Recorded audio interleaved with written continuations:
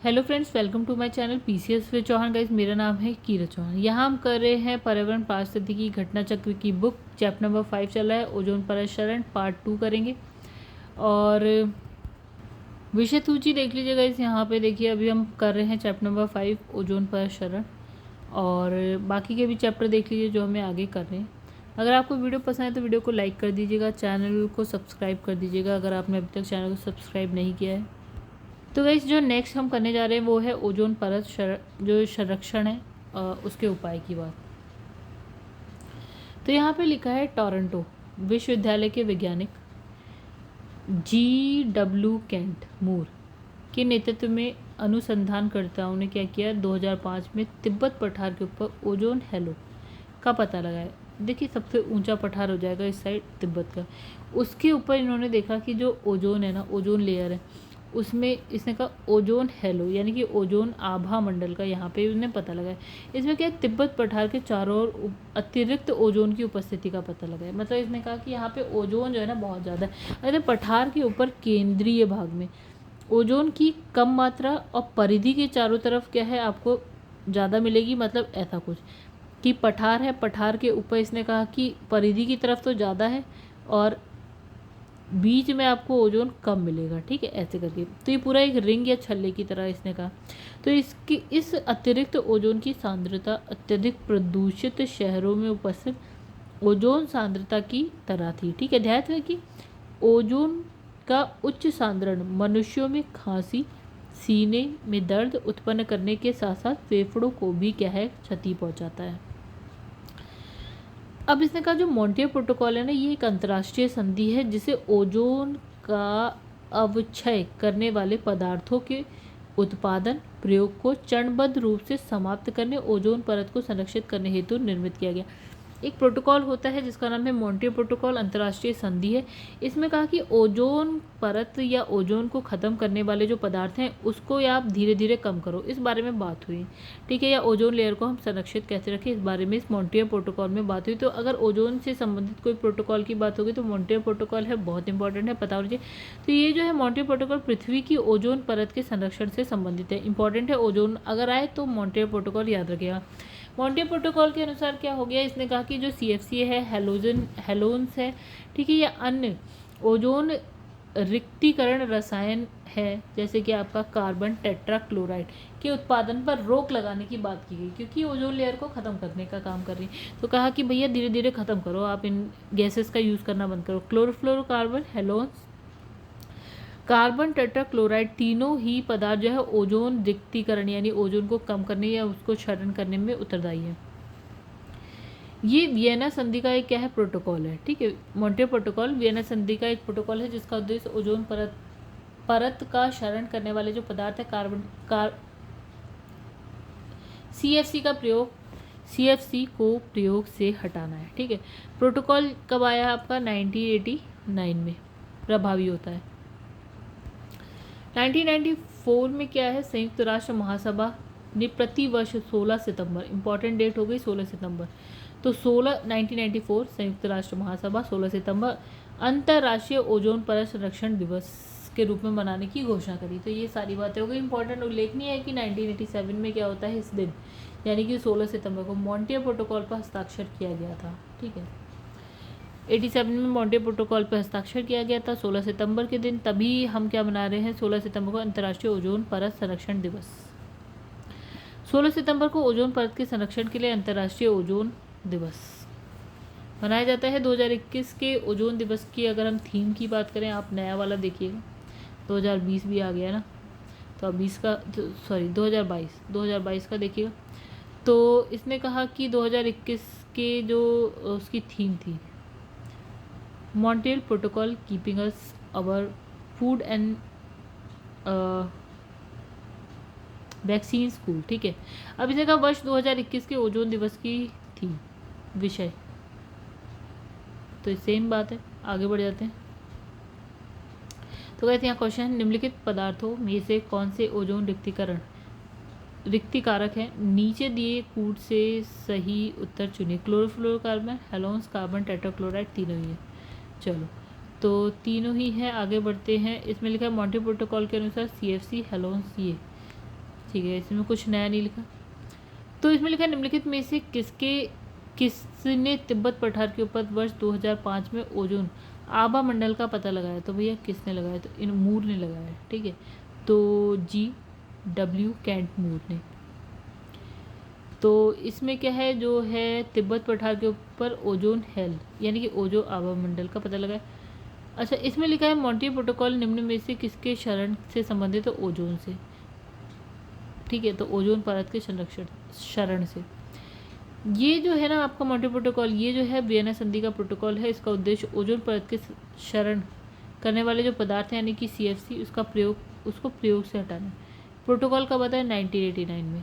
प्रभावी of Montreal protocol किससे संबंधित है? ओजोन परत के क्षय को रोकना, इससे संबंधित है। मॉन्ट्रियल प्रोटोकॉल निम्न में से संबंधित है, तो किससे है? आपका CFC से होगा, क्योंकि ओजोन से है तो CFC से है, ठीक है। अब आगे, निम्नलिखित में से कौन सा युग्म सही सम्मिलित नहीं है? तो यहाँ पे इसने बात कही, पहला जो है विश्व जलवायु सम्मेलन 1979 में हुआ, बिल्कुल सही है। एजेंडा 21 पृथ्वी शिखर सम्मेलन में आया, बिल्कुल ठीक है। अगर पृथ्वी शिखर सम्मेलन +5 यानी कि अगर जो पृथ्वी शिखर सम्मेलन आपका 1992 में आया था, अगर इसमें से आप +5 करते तो हो जाता है 1997, ये भी सही है। कार्बन व्यापार इसने कहा मॉन्ट्रियल प्रोटोकॉल से गलत, ये ओजोन से, O3 से या CFC से कह सकते हैं। तो इसने कहा मॉन्ट्रियल प्रोटोकॉल ओजोन परत की क्षीणता से संबंधित है। ये संधि 1987 में हस्ताक्षरित हुई थी। प्रथम विश्व जलवायु सम्मेलन 1979 जेनेवा में, पृथ्वी शिखर सम्मेलन 1992 रियो दी जेनेरियो ब्राज़ील में, उसमें आता है एजेंडा 21। पृथ्वी शिखर सम्मेलन 1992 में हुआ था और +5 का अर्थ हो गया 1997 में आयोजित हुआ, ठीक है, ये सब सही है। ओजोन परत संरक्षण दिवस कब मनाया जा रहा है? 16 सितंबर को मनाया जा रहा है, ठीक है। तो 1994 में क्या होता है कि संयुक्त राष्ट्र महासभा ने प्रतिवर्ष 16 सितंबर को अंतर्राष्ट्रीय ओजोन परत संरक्षण दिवस के रूप में मनाने की घोषणा की। अब जगह 1987 में क्या होता है, इसी दिन यानी कि 16 सितंबर को मॉन्ट्रियल प्रोटोकॉल पर हस्ताक्षर, और 2021 में इसकी थीम लिखी है Montreal Protocol keeping us our food and vaccine to cool, ठीक है। आगे बढ़ जाते हैं हम लोग।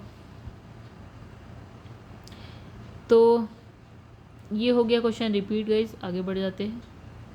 ये क्वेश्चन भी हो रहा है रिपीट, आगे बढ़ते हैं। तो गाइस यहाँ भी क्वेश्चन हो रहा है रिपीट, आगे बढ़ते हैं। इसने कहा कौन सा गलत है? ओजोन CFC बिल्कुल सही है। अम्ल वर्षा नाइट्रिक एसिड, ठीक है। तो इसे गलत कह देते हैं। ईंधन रॉकेट में कैरोसिन तेल हो गया, ये भी सही है। ग्रीन हाउस प्रभाव कार्बन डाइऑक्साइड, ये भी सही है।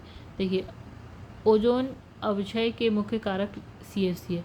अम्ल वर्षा के कारकों में सल्फर डाइऑक्साइड और क्या है, नाइट्रोजन के ऑक्साइड, ये इंपॉर्टेंट है, ठीक है। अब इसमें ना कि नाइट्रिक एसिड, ठीक है। तो इसमें लिखा है निम्नलिखित में से कौन सा एक ओजोन का अवक्षय करने वाले पदार्थों के प्रयोग का नियंत्रण करने और उन्हें चरणबद्ध रूप से प्रयोग वाह्य करने यानी कि फेजिंग आउट से संबंधित है? तो भैया ओजोन है तो मॉन्ट्रियल प्रोटोकॉल ही होगा। आगे बढ़ते हैं। तो मॉन्ट्रियल प्रोटोकॉल एक अंतर्राष्ट्रीय संधि है जिसे ओजोन का अवक्षय करने वाले पदार्थों के उत्पाद और प्रयोग को चरणबद्ध रूप से समाप्त कर ओजोन परत को संरक्षित करने हेतु निर्मित किया गया। 1987 में मॉन्ट्रियल प्रोटोकॉल पर सहमति बनी थी और 1 जनवरी 1989 में इसे लागू कर दिया गया। चलिए आगे जो नेक्स्ट पार्ट है वो है ओजोन परत क्षरण के प्रभाव। ये है इस चैप्टर का लास्ट पार्ट, इसे भी हम इसी वीडियो में कवर कर लेते हैं। इसने कहा कि सर्वप्रथम ब्रिटिश दल ने 1985 में टोटल ओजोन मैपिंग स्पेक्ट्रोमीटर की मदद से अंटार्कटिका के ऊपर ओजोन छिद्र का पता लगाया। अभी हम पढ़ चुके हैं। तो ओजोन परत क्षरण के पृथ्वी पर बहुत व्यापक प्रभाव पड़ते हैं, यानी अगर ओजोन परत नहीं होगी तो इसका प्रभाव पृथ्वी पर पड़ेगा। सूर्य से जो हानिकारक पराबैंगनी विकिरण आती है उससे क्या हो जाता है, त्वचा कैंसर होने का खतरा होता है। फिर इसने कहा अधिक समय तक अगर सूर्य की पराबैंगनी विकिरण के शरीर पर पड़ने से क्या होता है, DNA में आनुवांशिक उत्परिवर्तन होता है जो त्वचा कैंसर के कारण बन सकता है। सूर्य की पराबैंगनी किरणों को सामान्यतः 3 वर्गों में बांटा गया। इंपॉर्टेंट बात आ गई, नई बात आ गई। तो इसने कहा 3 वर्ग कौन कौन से, ultraviolet A, ultraviolet B, ultraviolet C किरणें, राइट।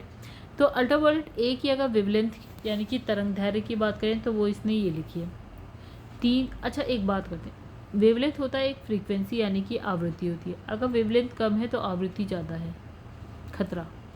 ठीक है। और अगर वेवलेंथ कम है तो आवृत्ति अगर वेवलेंथ ज़्यादा है तो आवृत्ति कम हो जाएगी। ठीक है, तो देखिए यहाँ पे लिखा है 315 से 400 नैनोमीटर, राइट। अल्ट्रावायलेट बी की बात करें तो 220 से लेकर 315, ठीक है, और जिसके कारण त्वचा पर हानिकारक प्रभाव पड़ता है। अल्ट्रावायलेट सी की बात करें तो 100 से लेकर 280, और ये अत्यंत घातक है। मतलब मैंने कहा वेवलेंथ कम तो वेवलेंथ कम यानी कि तरंगदैर्घ्य कम तो आवृत्ति ज़्यादा। तो गाइस आप इसमें बताइए किसकी वेवलेंथ सबसे कम है। तो ऑब्वियसली इसकी वेवलेंथ सबसे कम है तो इसकी आवृत्ति सबसे ज़्यादा होगी, यानी सबसे कम वेवलेंथ है अल्ट्रावायलेट सी की, तो इसकी वेवलेंथ है कम। फिर अल्ट्रावायलेट बी, सी की कम, बी की उससे ज़्यादा और ए की सबसे ज़्यादा। तो वेवलेंथ अगर आपकी कम है तो आपकी आवृत्ति ज़्यादा होगी, तो सी की आवृत्ति सबसे ज़्यादा, बी की उससे कम, और उसके बाद यानी कि ये जो हो गई ये हो गई खतरनाक सबसे ज़्यादा, फिर उसके बाद ये खतरनाक है, उसके बाद ये। अब इसने कहा कि बी किरणों से, अल्ट्रावायलेट बी से जो है जीवधारियों पर निम्नलिखित प्रभाव पड़ता है।